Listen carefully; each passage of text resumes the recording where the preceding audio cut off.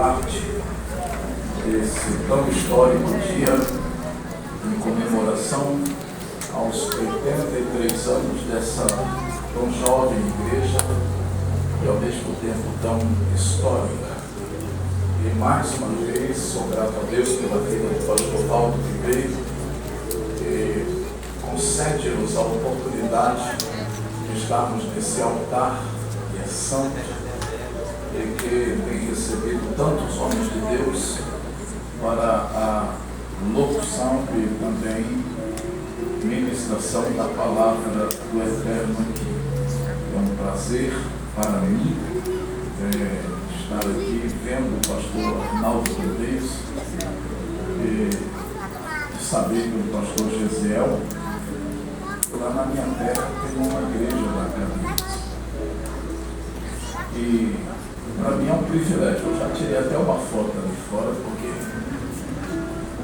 pela foto eu posso botar a mão assim e falar: Deus, antes do teu servo ali, passa um pouco da graça na minha vida.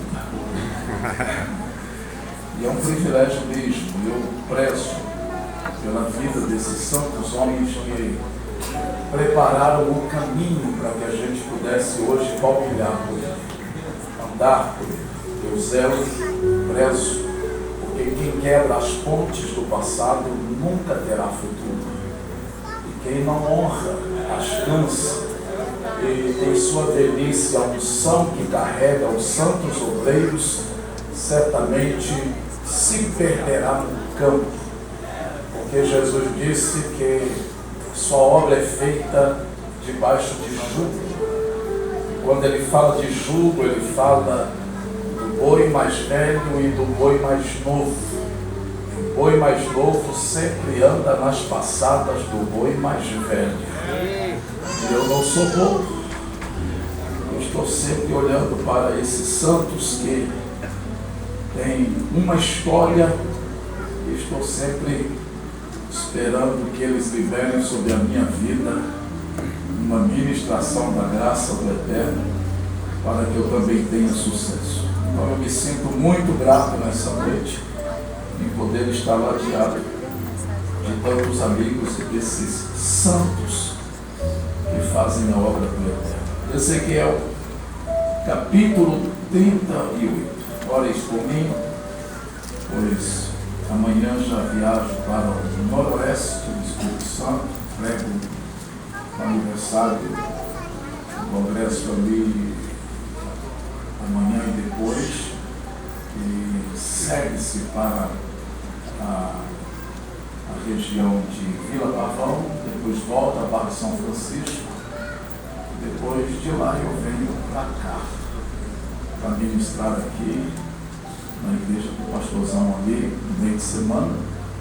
Depois atendo a serra, volto aqui, tem mais umas duas igrejas aqui. E aí eu volto para casa. Para de casa, estar debaixo da autoridade do meu pastor e pregar por 2 cultos lá. E de lá, ir para a região do leste de Minas. E aí encerra-se o mês assim. No mês de maio, meu pastor disse: quero você aqui todos os dias. Você não sai do mês de maio. Aí obedece quem tem juízo. Como eu tenho juízo, eu digo: estarei aí. Ele disse: mês de maio eu vou tirar uns 20 dias de férias. E já fiz a sua agenda aqui, você pregará todos os dias. Então, mês de maio eu estou na minha igreja. Quantos acharam o texto bíblico? Diga amém. Amém. Quero ler apenas o verso de número 1 e o verso 2. Só para nós nos latearmos desse texto, pois a mensagem é textual. Veio mais a minha palavra do Senhor, dizendo: Filho do homem, dirige o teu rosto contra Gog, terra de Magog, príncipe e chefe de Meseque e de Tubal, e profetiza contra ele. Parte A do verso 3. E disse-lhe: Assim diz o Senhor mesa, levante a sua mão direita aos céus e diga comigo: eis que venho, sem demora. Mais uma vez: eis que venho, sem demora. Podeis assentar-se. Agora mesmo, enquanto estamos aqui adorando a Deus na beleza da sua santidade, há duas guerras ocorrendo. A Rússia contra a Ucrânia, e é uma guerra pela reconquista de regiões perdidas, e agora ficará um pouco pior, porque a Ucrânia recebe a liberação para fazer parte da ONU, e como uma nação parte da ONU, as outras nações ligadas à ONU terão poder para defendê-la. O problema é que a maior arma mundial acabou de ser construída por Putin. De maneira que isso vai desencadear o medo e o pânico de querer qualquer nação bombardear a Rússia. Ladeado a esta guerra, não muito longe está Israel e a região da Palestina. Essa guerra não é Israel contra a Palestina, mas é Israel contra Hamas. E quando nós observamos as questões escatológicas deste campo, observamos também que quando inicia essa guerra de Israel contra Hamas, trouxe grandes especulações e alarde no mundo evangélico.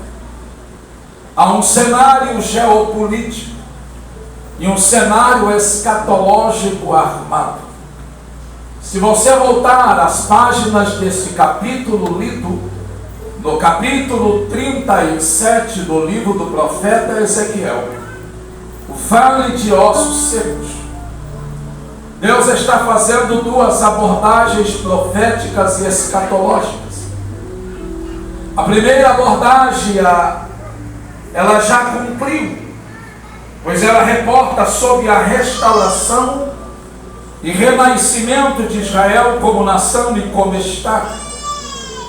E se você observar a história, a primeira diáspora de Israel, ela vai ocorrer por ocasião do cativeiro da Síria e do cativeiro de Babilônia.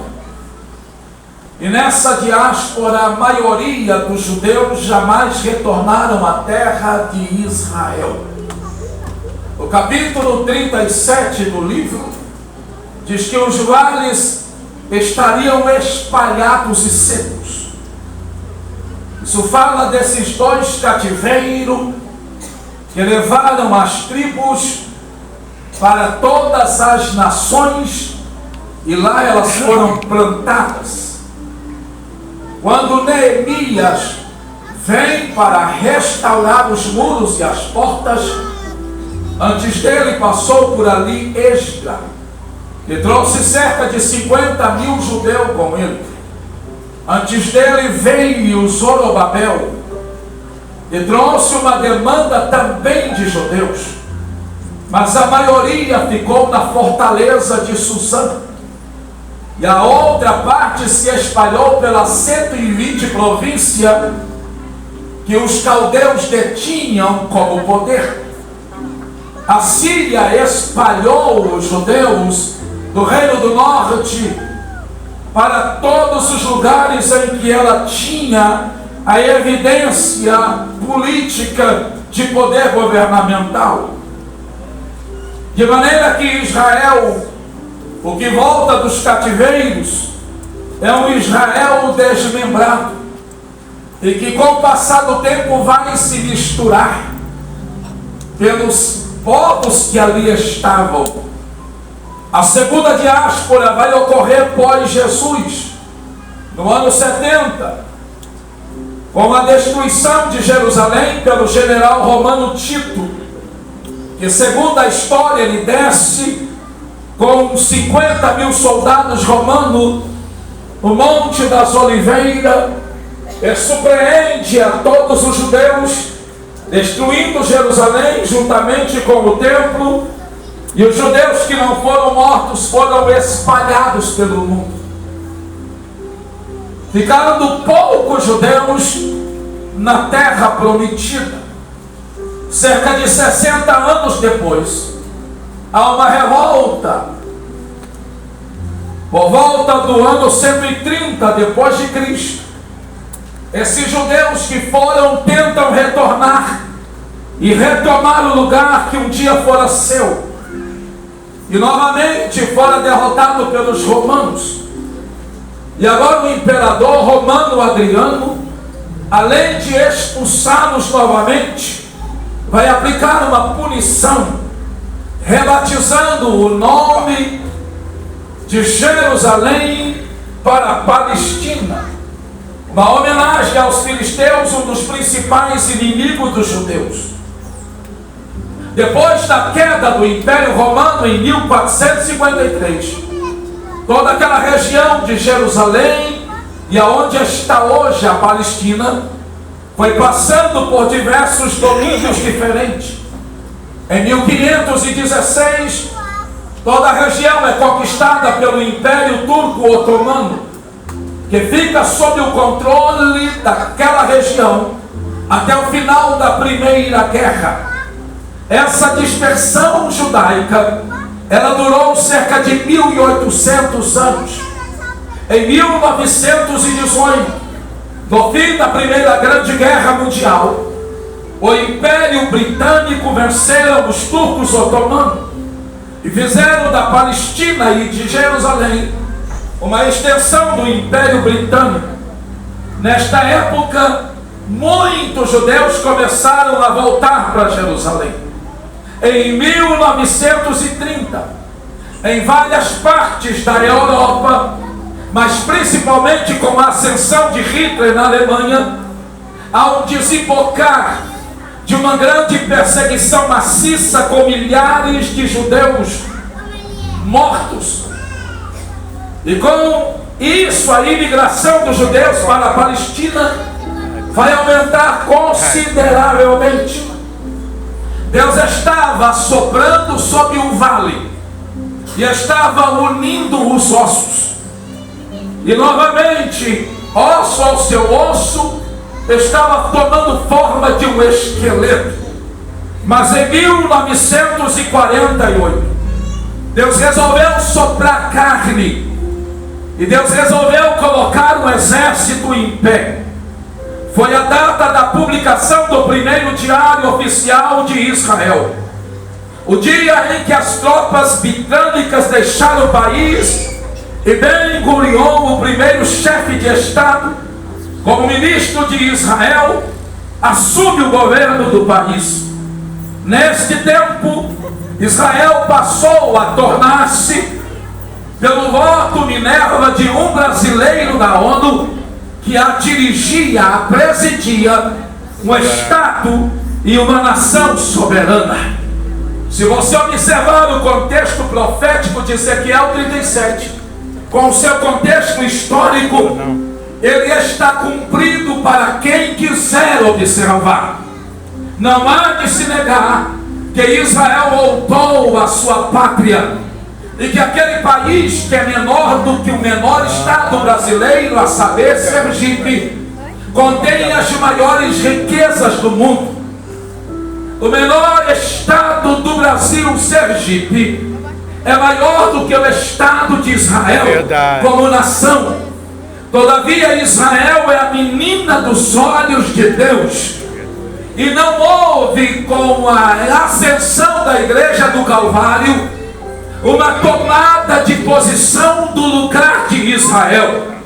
Passará o céu e a terra, mas as promessas de Deus para com Israel não passará. Aleluia! Com o fechar da porta da graça e com o final do tempo dos gentios, os olhos do Eterno voltarão novamente para a nação de Israel.